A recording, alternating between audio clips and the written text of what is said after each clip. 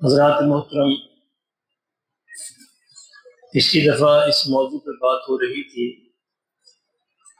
کہ اللہ رب العزت نے یہ فرمایا کہ لوگوں اگر تم نے دوڑ لگانی ہے تو نیکیوں میں دوڑ لگاؤ۔ دوڑ لگانے کا میدان جو ہے وہ جنت ہے، جنت کو حاصل کرنے کا میدان ہے۔ اس میدان میں دوڑ لگانی ہے تو لگاؤ، باقی سب میدان جو ہے ان کی لگائی ہوئی دوڑ وہ بیکار چلی جائے۔ انسانی طبیعت ہے کہ انسان دوسرے سے آگے بڑھنا چاہتا ہے، تو اللہ فرماتے ہیں کہ ضرور آگے بڑھو، لیکن کس میدان میں بڑھو؟ جنت کے میدان میں بڑھو، جنت کو حاصل کرنے کے میدان میں بڑھو۔ اور جنت کو بتایا کہ جنت اتنی بڑی جنت ہے جو اللہ نے تمہارے لیے تیار کی ہے کہ ساتوں زمین ساتوں آسمان کو اگر پھیلا کر ایک بنا دیا جائے تو یہ جنت کی چوڑائی کے برابر ہے۔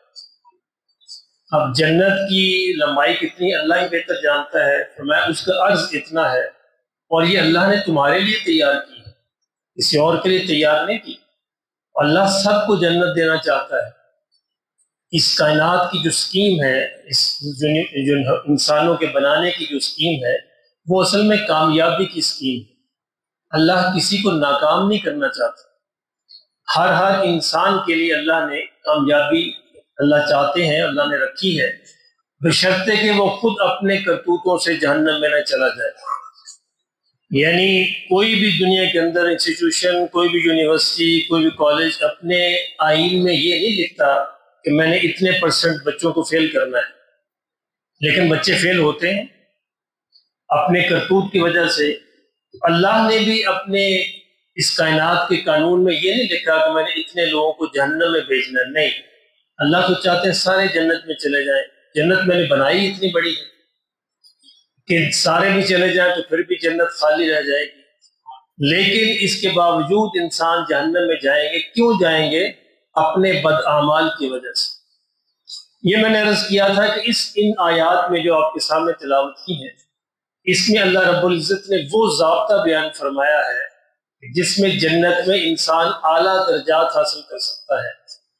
جنت میں انٹری کے لیے، داخلے کے لیے فرائض ہیں جو اللہ نے فرائض دیے ہیں۔ اگر فرائض پورے کرو گے، جو موٹی موٹی دین کی باتیں ہیں، فرائض ہیں، واجبات ہیں، پورے کرو گے تو انشاءاللہ جنت میں داخلہ ہو جائے گا۔ لیکن جنت میں پھر درجات مل جائیں، اس کے لیے چند چیزیں ان آیات میں بیان کی گئی۔ اس میں پہلی بات جو میں نے پچھلی دفعہ بھی عرض کی تھی، پہلی بات وہ یہ ہے کہ نیکیوں میں دوڑ لگانا، سبقت کرنا، یہ جذبہ پیدا کرنا میں دوسرے سے آگے بڑھ جاؤں۔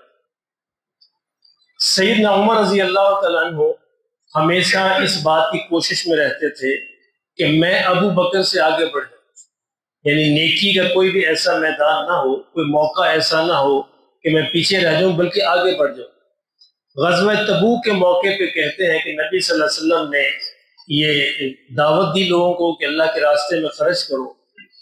کہتے ہیں مجھے بڑی خوشی ہوئی کیونکہ اس دفعہ میں خوشحال تھا، میرے پاس سامان، مال و دولت تھی، تو میں نے سوچا دل کے اندر اس دفعہ تو میں ابو بکر سے بڑھ جاؤں۔ تو میں نے کہتے گھر کا سارا سامان اکٹھا کیا، اپنا مال و دولت جمع کیا، اور میں نے آدھا آدھا تقسیم کر دیا کہ آدھا گھر کے لیے رکھ لیتا ہوں اور آدھا جو ہے میں آقا دو عالم صلی اللہ علیہ وسلم کی قدموں میں ڈھیر کر دوں گا۔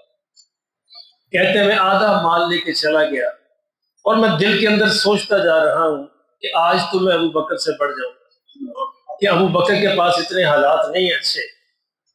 کہتے میں نے جا کے سارا وہ مال دیا، کافی تھا، ساری چیزیں میں نے حضور کی خدمت میں پیش کی۔ آقا دو عالم صلی اللہ علیہ وسلم نے پوچھا کہ عمر کتنا مال لے کے آیا، گھر میں کیا چھوڑا؟